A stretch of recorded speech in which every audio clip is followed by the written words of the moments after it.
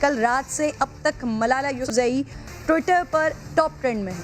ملالہ یوسفزئی برطانوی fashion magazine ووگ کے رواں برس جولائی میں آنے والے شمارے کے سرورق پر نظر آئیں گی، لیکن اس سے پہلے ہی ملالہ کے ووگ میگزین کو دیے گئے انٹرویو میں شادی اور پارٹنرشپ سے متعلق بات چیت نے سوشل میڈیا پر ایک ہنگامہ کھڑا کیا ہوا ہے۔ انٹرویو سے متعلق مختلف پلیٹ فارمز پر لکھا گیا ہے کہ ملالہ نے کہا کہ مجھے یہ بات سمجھ نہیں آتی کہ لوگ شادی کیوں کرتے ہیں۔ اگر آپ کو اپنی زندگی کا ساتھی چاہیے تو آپ شادی کے کاغذات پر دستخط کیوں کرتے ہیں؟ یہ ایک پارٹنرشپ کیوں نہیں ہو سکتی؟ ملالہ کے اس بیان کو سوشل میڈیا پر خاصی تنقید کا سامنا کرنا پڑا ہے ناظرین، اور تقریباً ہر طبقے کا شخص ہی اس بحث میں کود پڑا ہے۔ متیرہ نے ملالہ کو ٹیگ کر کے لکھا کہ نکاح بہترین احساس ہے اور سنت بھی ہے۔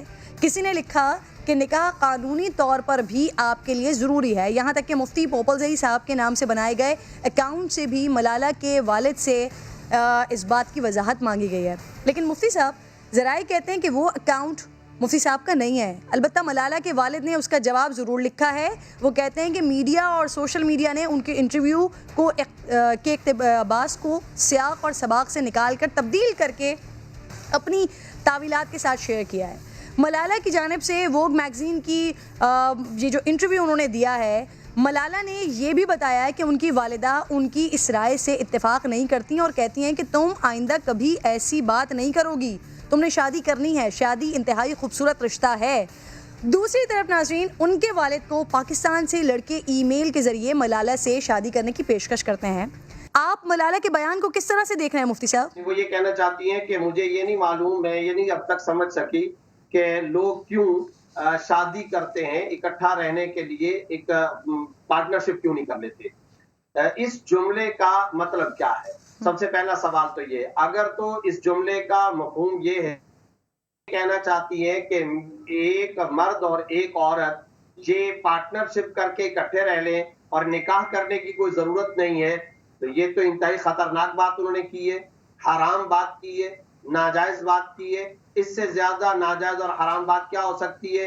اور ظاہر ہے کہ بین مسلم ہم اس کی شدید مذمت کریں گے۔ ایک اسٹرینجر مین، ایک اجنبی آدمی ایک اجنبی خاتون اور عورت کے ساتھ کیسے رہ سکتا ہے؟ بالکل نہیں رہ سکتا۔ رہنا تو بہت دور کی بات ہے، قرآن کریم تو ایک اجنبی خاتون کو آواز بلند کرنے اور ساؤنڈ تک کے بارے میں بتاتا ہے کہ وَلَا تَخْضَعْنَ بِالْقَوْلِ، کہ جب کسی عورت کو کسی مرد سے بات کرنی پڑے تو اس کا ساؤنڈ اور لب و لہجہ طرز اور ترنم والا نہیں ہونا چاہیے۔ عورتوں کو اپنے گھروں کے اندر اصل کے مقام کے اعتبار سے قرار پکڑنا چاہیے۔ ہاں، بوقت ضرورت بقدر ضرورت عورت باہر جا سکتی ہے۔ عورت اگر باہر جائے ولا یبدین زینتہن، اپنے مقام زینت کو ظاہر نہ کرے۔ عورت اگر باہر جائے تو قرآن کریم کہتا ہے یا ایھا النبی قل لازواجک و بناتک و نساء المؤمنین یدنین علیہن من جلابیبہن، اے وسلم آپ فرما دیجیے اپنی ازواج مطہرات صاحبزادیوں اور تمام مسلمانوں کی عورتوں سے کہ جب وہ باہر جائیں تو پردے کا اور حجاب کا اہتمام کر لیا کرے۔